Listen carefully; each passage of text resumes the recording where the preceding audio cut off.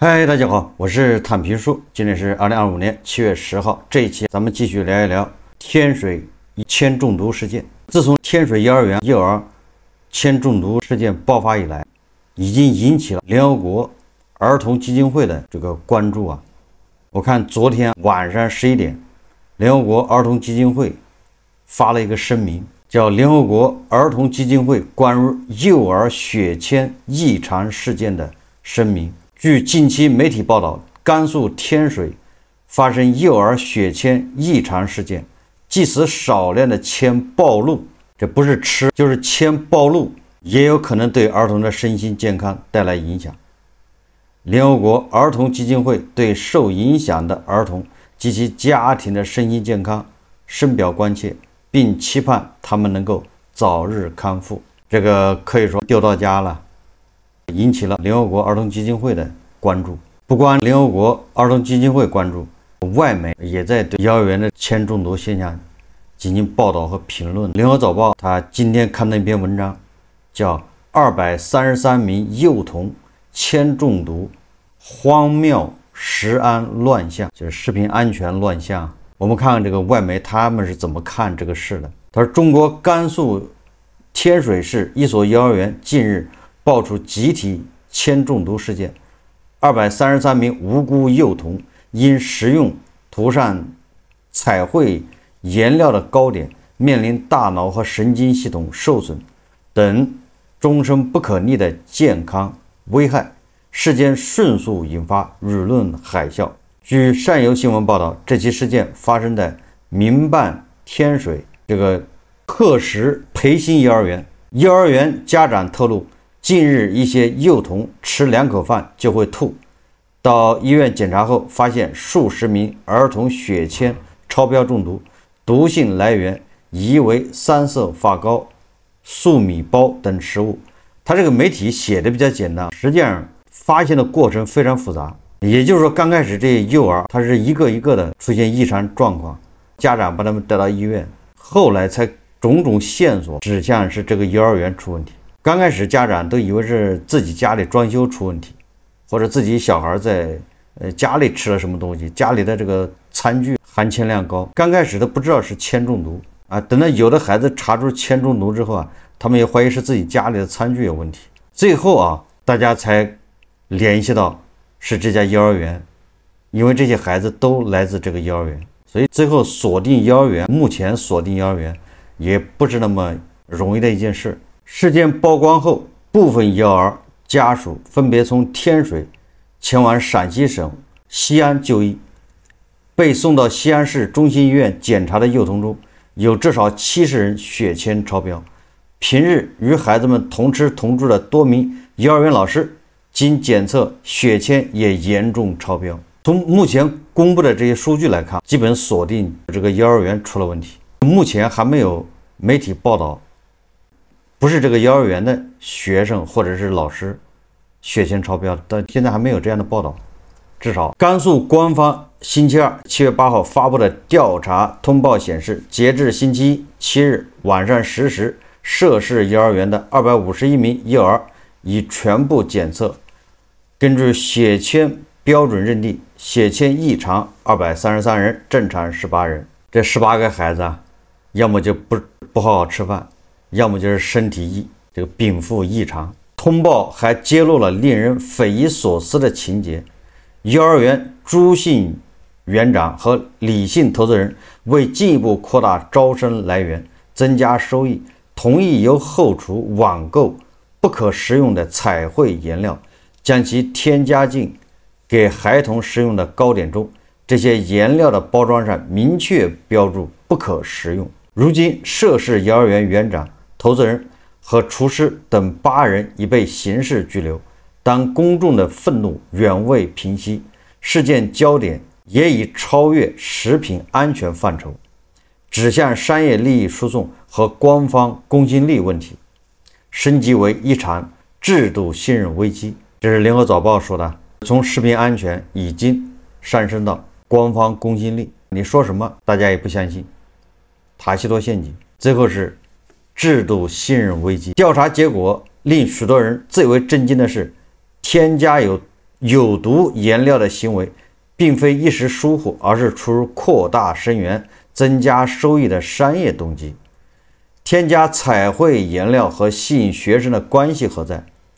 网民普遍推测，幼儿园通过色彩鲜艳的食品照片进行营销，希望借此吸引更多家长报名，如此为招生穷尽一切手段，甚至想到从学生餐食的颜色下手。除了令人错愕，也折射出商业教育机构在利益驱动下不计后果的作为。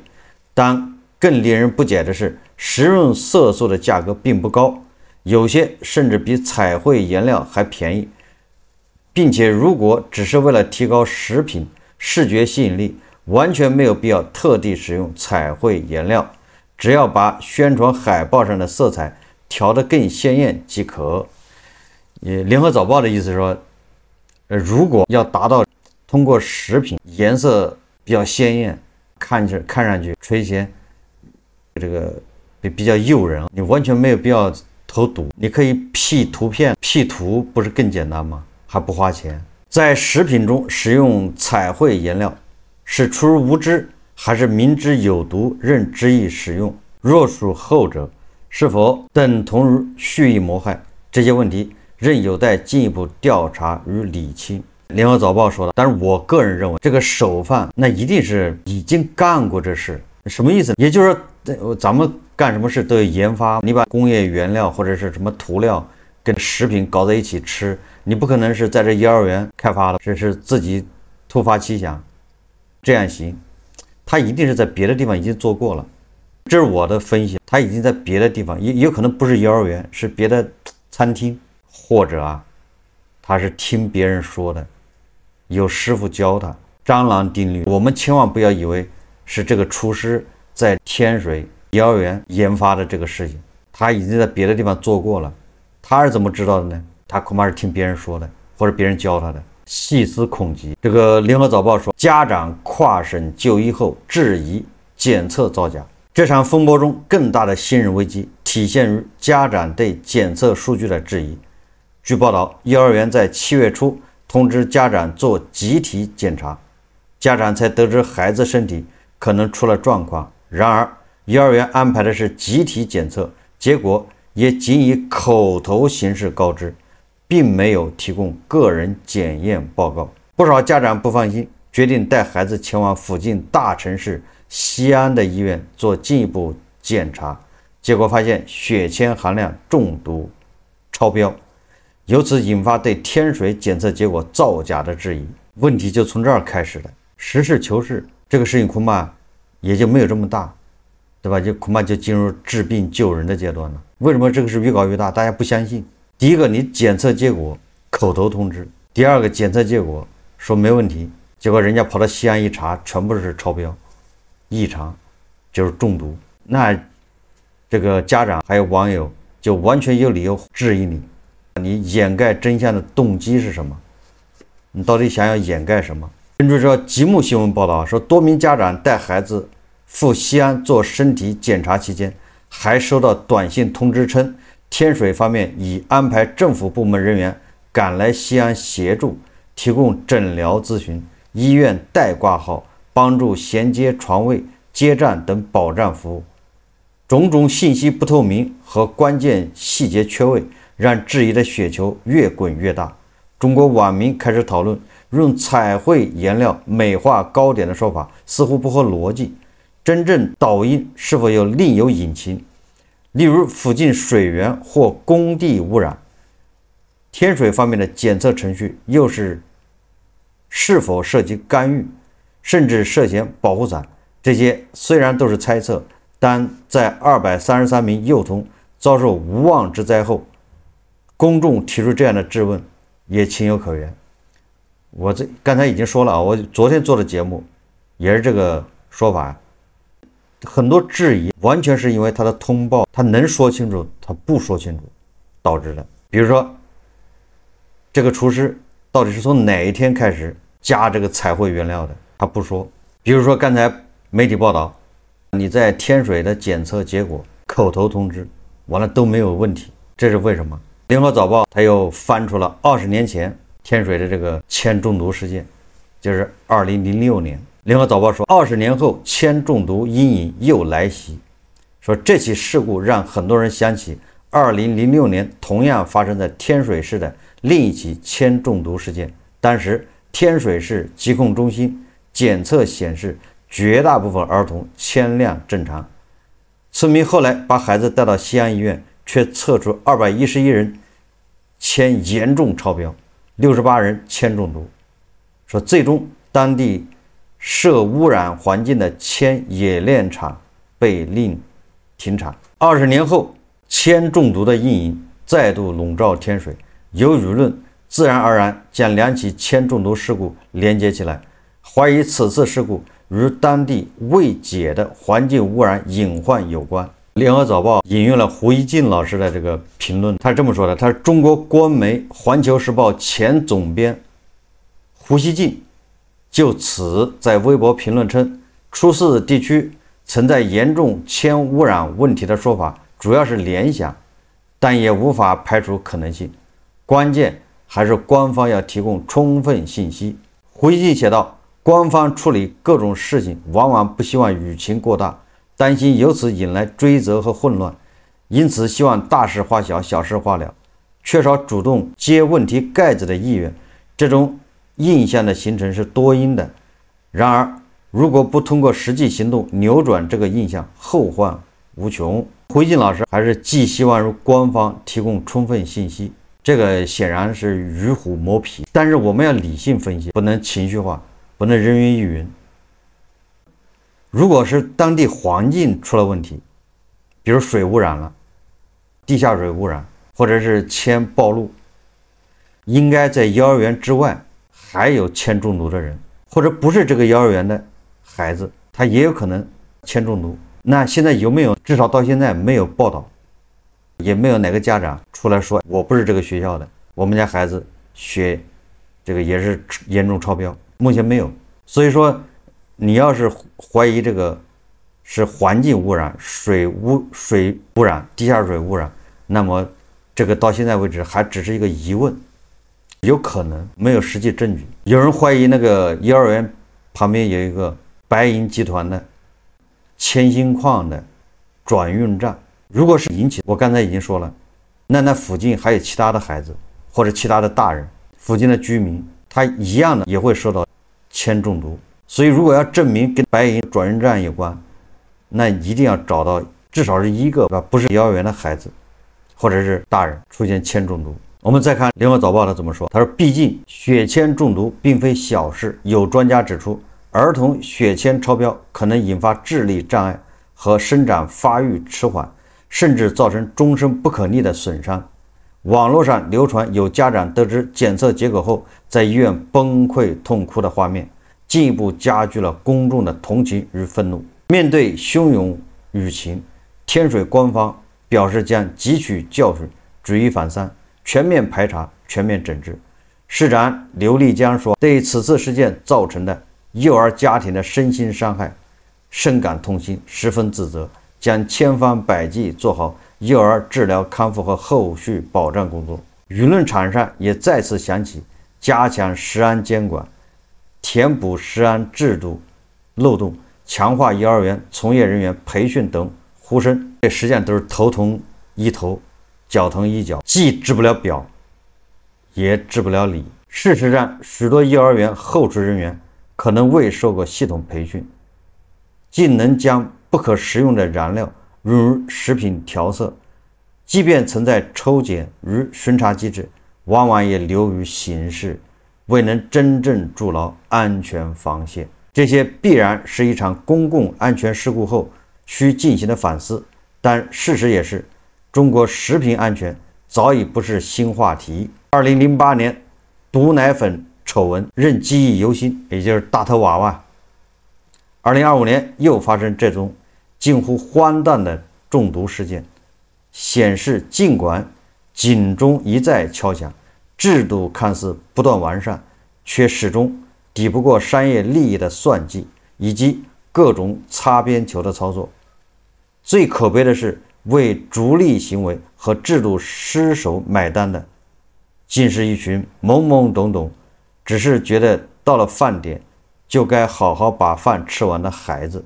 这是联合早报的一篇评论。实际上，关于天水幼儿园铅中毒事件，我对官方的通报，有好多疑问。我在节目已经说了，昨天做的节目，就第一个动机，就是厨师这么干，他的动机是什么？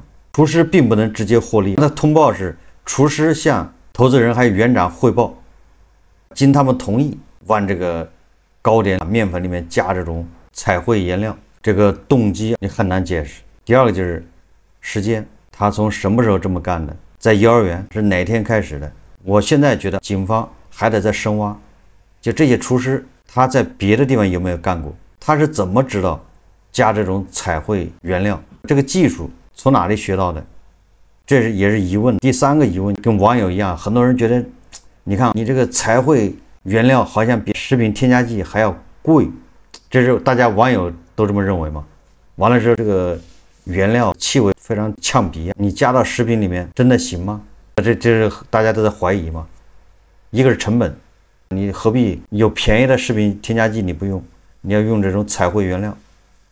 第二个，你这玩意放里面行不行？口感、味道，虽然颜色鲜艳，对吧？这都是咱们的这个疑问呢。还有一个疑问，如果说为了招生，他要把这个点心做的颜色非常绚丽，那投资人一共是有4家幼儿园，那3家幼儿园为什么不这么干？只在这个幼儿园这么干？如果说为了扩大招生嘛，难道是他把这个幼儿园当作试点？他就在天水叫麦积区，就有4家幼儿园。事发的幼儿园叫鹤石培新幼儿园，他还有3个幼儿园，那3个幼儿园没有，为什么？就这些疑问都有待于官方解释啊。今天巧了，以揭露科技与狠活，专门揭露食品添加剂的这个叫辛杰飞，他亲自做了个实验，按照警方的说法，他就买了彩绘原料，就往这个面粉里加，去做所说的3色发糕，什么粟米包，还什么转肠包。大家看视频。我让你平时少吃点带食品添加剂的东西。你说食品添加剂安全，这回好了，给你拿工业涂料给你做吃的，你看安不安全？包装写的柠檬黄，多误导人，多误导人！柠檬黄是食用色素，你这个上面也没写用途，不是每个人都那么了解政策法规。这一袋1斤的工业涂料，柠檬各黄有半斤以上的铅。你以为我以前拿这个拍视频我夸张吗？面粉倒酵母。咱说这东西你倒多少？我没玩过这活，这活太狠了。水陆呼吸，哎呦我操！拿这东西做面食的也是个狠人啊！1克啊，倒水，搅拌均匀。这也不黄啊！监控视频里面做那个老黄了。你要那样黄，最少是1斤面放了30克呀！我这个机器都不能要了。这个黄了，看着。你想那小孩切。不，谁？你是个狠人啊！有的朋友说这个各黄有味道，和完之后的面没有任何异味，它比食用色素可便宜老了。食用色素柠檬黄要30块钱1斤，这个东西只要6到8块钱1斤。我刚才手受伤了，不能牵进去吧？啊，面揉一揉啊！如果你家小孩正在幼儿园吃这种颜色异常鲜亮的面点，一定要注意啊！放这里面放面。这是我买的500克散装啊，8块4毛4包邮。这个包装特别有迷惑性，写的柠檬黄，好多人不知道它不是食品色素的柠檬黄。我看评论啊，有没有买回做食品的？这要看着我做吃的可等一会儿，鹅啊，这是应该做烧鹅的。我靠，他拿的工业涂料做鹅了，这个问题老严重了。整个使用黄色素加工的食品一定要整个严查了，因为好多人在加工过程中不知道工业用途和食品用途。工业的涂料是不能作为食品添加剂使用的。我以前经常讲，科技狠活是指食品添加剂的滥用或者添加剂的滥用，没有单指是食品添加剂不安全，是用的人他不知道该怎么用，用在哪里，使用定量是多少，这个不是个例。你们可以翻一翻那个客户收到手不在点评吗？好多里面有做吃的，有消费者吃的，很容易导致血铅异常。一般我们推荐的食品呢，都做这5项重金属迁移的项目，镉、铬、汞、砷、铅这5项是必须检测的，因为哪一项超标了，对消费者的健康都有直接的影响。面发好了，哇，颜色非常诱人啊！那我用柠檬黄色素可不可以？我跟大家讲，所有的发面食品是不允许用任何的合成色素的，包括食品色素和非食品色素。有的朋友说，为什么不用南瓜粉和面？南瓜粉你蒸完，你看你的颜色就掉了。这个用工业染料做的这个糕点呢，它不掉色。蒸好了，开！哎呀妈，这颜色这么好看，哇，挺香啊！没有任何不好闻的味道。你看颜色还是那么鲜艳，一点都没有脱色。大家看一下哦，你别说别的，我都想吃了。这个是做出来的玉米肠卷，真的你闻不出来一点异味。而且你看它组织上没有任何变化，不受任何影响，颜色又好看又香。别说小孩了，我都想吃一口啊！你说你们这些上良心的拿工业这个辛吉飞，你看这叫实践，他亲自按照警方通报，他就去买彩绘颜料作为添加剂，往这个面粉里加多少，最后做出来的东西连他自己都想吃，也就是说没有异味，也就是说从技术上这个是可以的。而且辛吉飞说这个还是比食品添加剂要便宜。辛吉飞的这个实验就至少说明这个技术上是可行的。当然了，你也可以质疑辛吉飞的这个实验，但是对我来说啊，我的4个疑问呢，现在就相当于打消了1个，还剩下3个疑问。我不知道天水这个叫贺实培新幼儿园，它监控是什么个状况。我记得这好多年前，这个幼儿园就已经是呢叫什么叫实时监控，家长可以通过摄像头看到这个名厨，看到这个教室就是实时的，随时可以看。我不清楚天水这个幼儿园是不是也满足这个条件。如果是满足这个条件，那好几百个学生家长都没有一个人发现吗？厨师往这个面盆里面放不明物体，因为我不是做面食，我对面食不了解。那有很多，毕竟甘肃天水那边家长他们是天天做面食的，往面食里面加什么，他们应该比谁都清楚。也就是有一个家长只要用点心看一下，恐怕都能发现。还有一个就是说，家长通过孩子吃发糕这点心，它的颜色那么绚丽，难道家长他不怀疑吗？这个辛杰飞说，你要看到这个颜色绚丽，这个异常，这个鲜艳的，你就要提高警惕，本身有问题。这确实，那大自然中蘑菇那些什么菌类，越是剧毒的，越是颜色鲜艳。这200多个学生家长，都是因为孩子出现身体严重不适，有的是呕吐，有的是头晕，还有的掉头发，出现各种症状之后，他们才带孩子去医院检查，而且还没往铅中毒这一块、食品中毒这一块去想，还以为是小孩发育不好。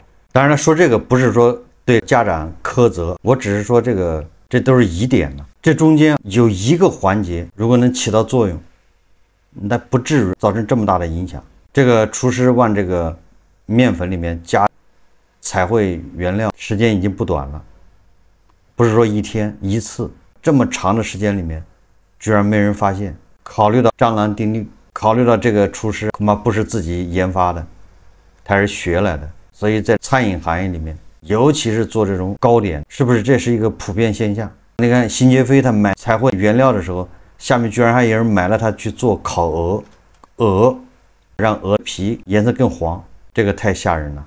所以从这一点考虑，我们就不能再吃外卖，什么情况都可能发生。他们没有底线。我最不能理解的就是这厨师，他往这里面加这玩意，他有什么好处？他没有好处，他都这么干。那你说他要是开个饭店，他搞个外卖，他还有好处，他有直接的利益，你说他什么事干不出来？有人说他是无心之过，他也不知道这玩意这么严重，铅中毒，那就更不能那危害性更大了。就没有一点的食品安全意识的，他居然去搞这个餐饮行业当厨师，这和杀人有什么区别？所以说我今天想了一想，我就觉得这个事情这叫细思恐极。我们身边肯定有很多这样的事情，只不过是没有被报道出来，没有被揭露出来，恐怕主要是靠我们百毒不侵，身体素质扛住了。那些小孩毕竟他没有身经百炼，还没有达到百毒不侵的地步，所以他就容易发病。铅严重超标或者叫重金属超标，这些食品估计咱们也没少吃，加了氢大霉素的汤，加了这个布洛芬的凉茶，那不都喝了吗？所以说这个食品安全你是指望不上，只能靠自己。好，我们这期节目就聊到这里，感谢大家收看。如果喜欢我的节目，欢迎订阅转发，也可以在下方留言评论，谢谢大家。